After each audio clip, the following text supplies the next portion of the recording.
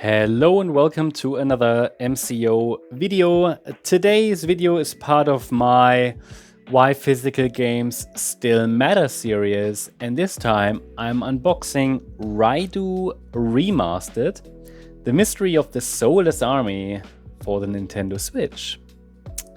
So, full disclaimer, I obviously haven't played this game yet. I've never even played the original either. Now, obviously this is a remaster. But I've been reading up on it over the last few days, weeks rather, because it really caught my attention. And I want to tell you a little bit about what I've learned about this game, why I picked it up actually. And especially for those of you who, like me, are kind of new to this whole universe, because this is more than just like a one-off game. It's like it's part of a whole universe.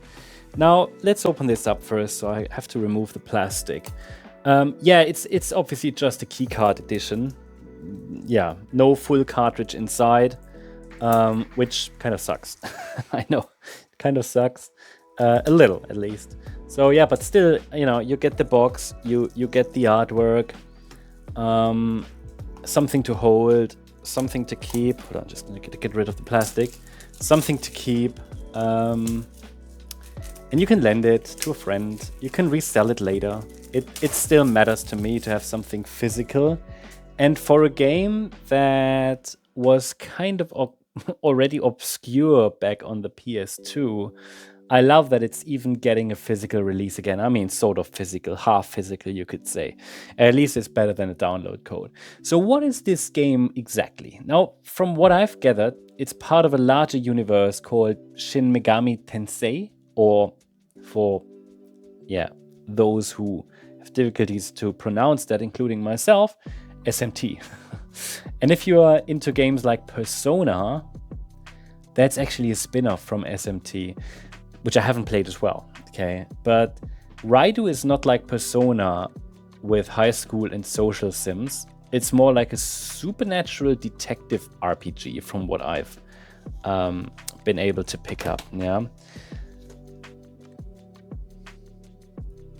It says there, unleash the supernatural. Yeah, looking forward to that. Let's open that.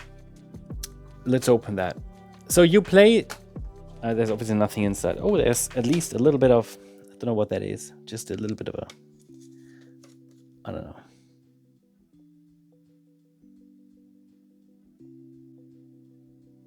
Yeah, okay, there's a code in there to access downloadable content. You've got the game here, yeah?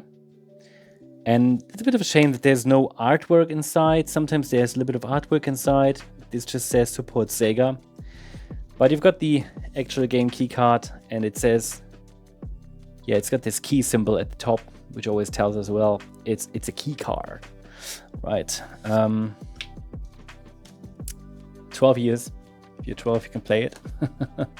So, yeah, but it's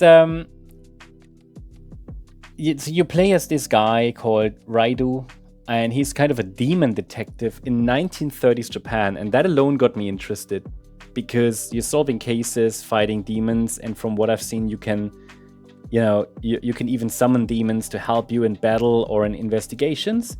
So it's got this mix of mystery, old school Japanese setting, which is rare, and real-time combat.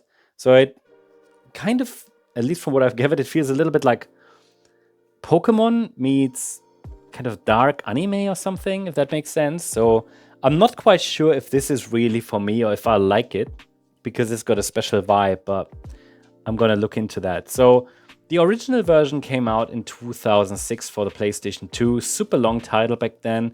And yeah, I did read it up. It was like something like Raidou versus the Soulless Army, and they went all in. So it was pretty niche, yeah, especially outside Japan. And a lot of people never really discovered this game, so a lot of people skipped this one, and that's what kind of makes this remaster exciting. It's a second chance for, I think, what is a solid game that many missed, including myself.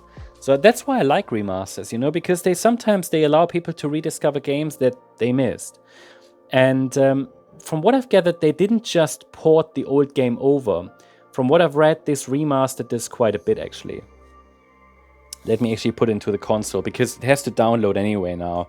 So unfortunately, I'm not going to be able to play this today now. It's got to download it probably. But yeah, let's talk a little bit about what they actually changed or improved. So from what I've read, they upgraded the visuals to widescreen 16:9. They improved character models. They also added voice acting. Maybe not everywhere, but they added voice acting, which obviously kind of, you know, adds to the atmosphere, right? Do I actually have in here? Bravely Default. Okay. And they also rebuilt the battle system. Well, let's see how long this takes. They've rebuilt the battle system. That's interesting. So yeah, it's like a second chance for that game. And apparently, originally, the combat was real-time, but pretty basic. And in this version, it's apparently way more dramatic, with combos, magic shortcuts, and the ability to summon 2 demons instead of 1. Apparently, you also don't get interrupted by random encounters, which I don't like, right? I don't like these random encounters. You don't get interrupted all the time like in the PS2 version. Instead, the enemies appear in these special zones, apparently, and you can choose whether you want to fight or just explore. So I'm really looking forward to that. Oh, come on, could not connect to the internet. All right, I gotta sort this out myself later. But yeah, I mean, this is pretty much it. I mean, looking forward to this. So maybe to wrap this up, there are apparently over 120 demons you can collect. And apparently in the beginning there were like 70 in the original game. And I don't know yet if I will love the gameplay. It's definitely not the typical kind of RPG I usually play. I've never played Persona, I've never touched SMT, and I'm not super used to action RPGs with like demon mechanics and all that, but something about the setting, that detective angle and the vibe made me a bit curious. So yeah, when I saw it's getting a release, I thought, okay, let's support this. Worst case, it's something unique in my collection. Best case, I discover a really cool little gem that opens the door to an entirely new franchise. So yeah, looking forward to that. And I also feel like there are probably a lot of people like me out there who didn't grow up with them. Well, I kind of skipped this console generation, like PlayStation 2, and I never had a PlayStation 2, and this was not a game that a lot of people actually picked up back in the day, right? But I skipped Persona, and so yeah, I mean, if you like stylish Japanese games with some mystery and RPG depth, and you're open to trying something a little different, which I'm always open to, then it might be worth a look. But I will definitely test it on this channel. Thanks so much. I wish you a great day. Make sure you subscribe. Bye-bye.